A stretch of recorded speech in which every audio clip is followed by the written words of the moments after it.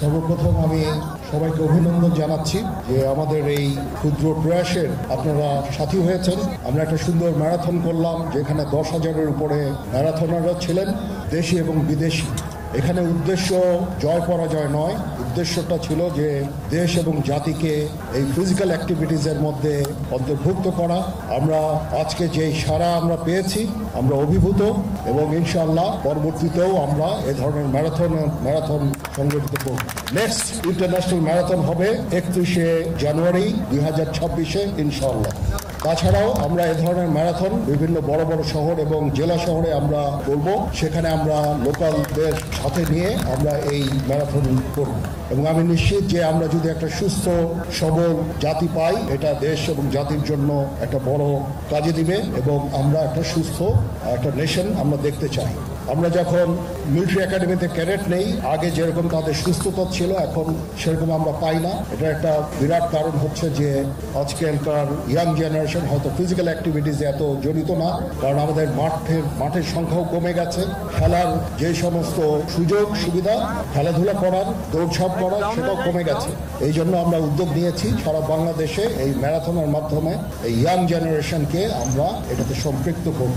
আজকে যখন আমি আসছিলাম, আমি দেখে খুব আনন্দিত যে আমি অনেক পরিবারকে দেখেছি তাদের ছেলে মেয়ে সহ এই ম্যারাথনে অংশগ্রহণ করেছে। সুতরাং এখানে জয় পরাজয় বড় না, এখানে অংশগ্রহণটাই বড় ছিল, এবং ইনশাল্লাহ এ ধরনের প্রয়াস আমরা সামনেও জারি রাখবো।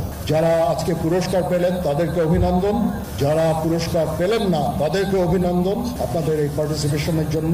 আমি আজকে একটু তাড়াহুড়া করে এই প্রাইজ ডিস্ট্রিবিউশনটা করলাম, কারণ দেখলাম যে আমাদের যারা মেইন হিরো, যেই স্পন্সর, যাদের অর্থে আজকে আমরা এই ম্যারাথন করলাম, ওনারা রোদে কষ্ট পাচ্ছেন।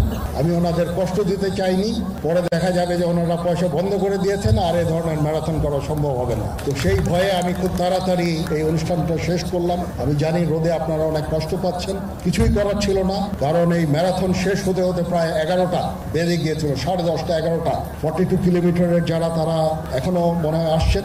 তো এই জন্য এর আগে এটা করা সম্ভব ছিল না। আগে যদি করা সম্ভব হতো তাহলে আরো ভালো হতো, এত রোদ হয়তো আমরা পেতাম না। তারপরেও সবাইকে ধন্যবাদ জানাচ্ছি, এবং প্রিন্ট এবং ইলেকট্রনিক মিডিয়ার সদস্যরা আছেন, ওখানে ভিডিও করছেন, দেশ এবং জাতিকে আমাদের এই ক্ষুদ্র প্রয়াসটা পৌঁছে দিবেন, তাদেরকেও আমি ধন্যবাদ জানাই, আমার কৃতজ্ঞতা জানাই। আমরা দেশ এবং জাতিকে একটা সুস্থ দেশ এবং জাতি চাই, এবং এই ম্যারাথনটা সারা বাংলাদেশে আমরা ছড়িয়ে দিতে চাই।